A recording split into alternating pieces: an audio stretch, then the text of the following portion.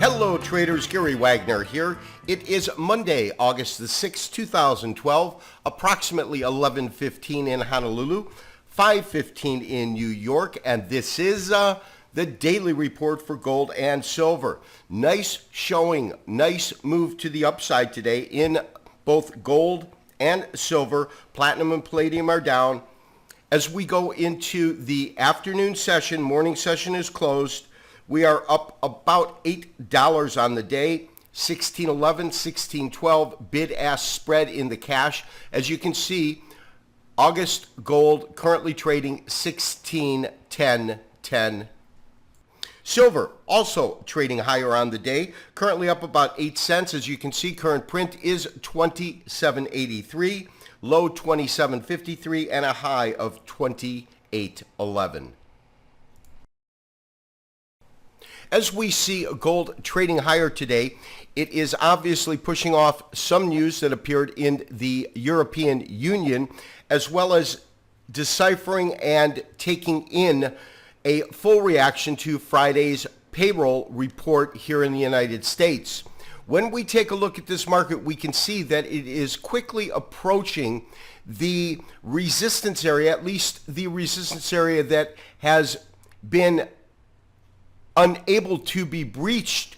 As you can see, the market right now is trading just roughly $10 to $15 shy of that point.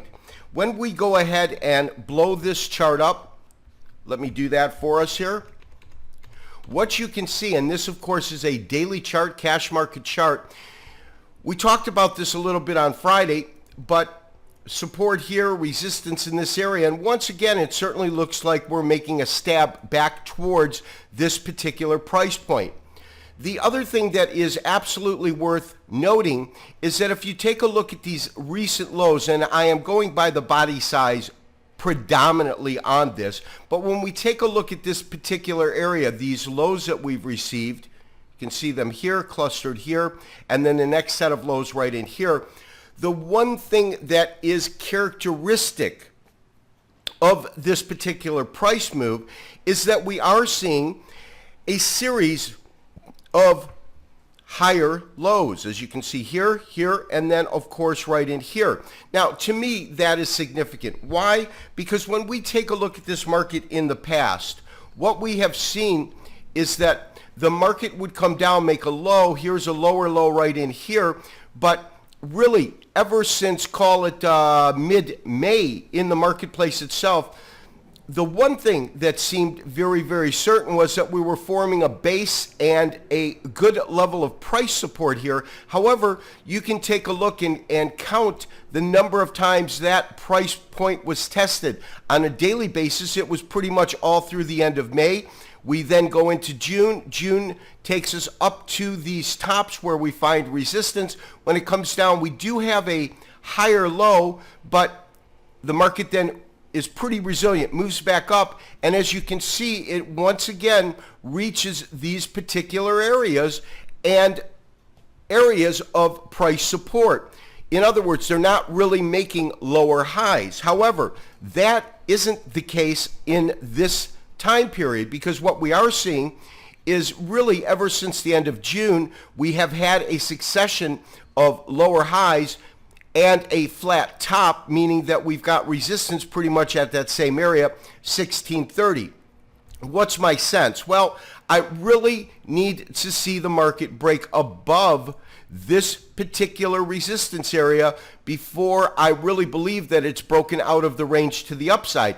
On the downside, of course, with this series of higher lows, any kind of a dip in the market to maintain this, of course, is going to have to move up this particular support line, and this support line, of course, is moving up over time. Traders, we are looking at a daily chart. This is of the continuous COMEX contract of silver. We have seen the Henkin candles finally go green again, as you can see on the daily chart. On the intraday, of course, they did go green the other day. And what we're noticing right now is that in terms of real resistance in the area, I don't really see any kind of resistance till we really hit these tops up here. Now, what is that price point? Well, the best way is just to use our pointer, and as you can see, these tops right here, 28.36, call it to 28.42, right in that area. This is going to be our interim level of resistance, and then the next level of resistance would be these tops just below $30 per ounce at 29.87. So those are the different areas that I would look for in this marketplace. Of course, first we want to see if silver can break above on a closing basis this particular price point, that first level that we just pointed out, and then this would be the second level that we would really be looking for.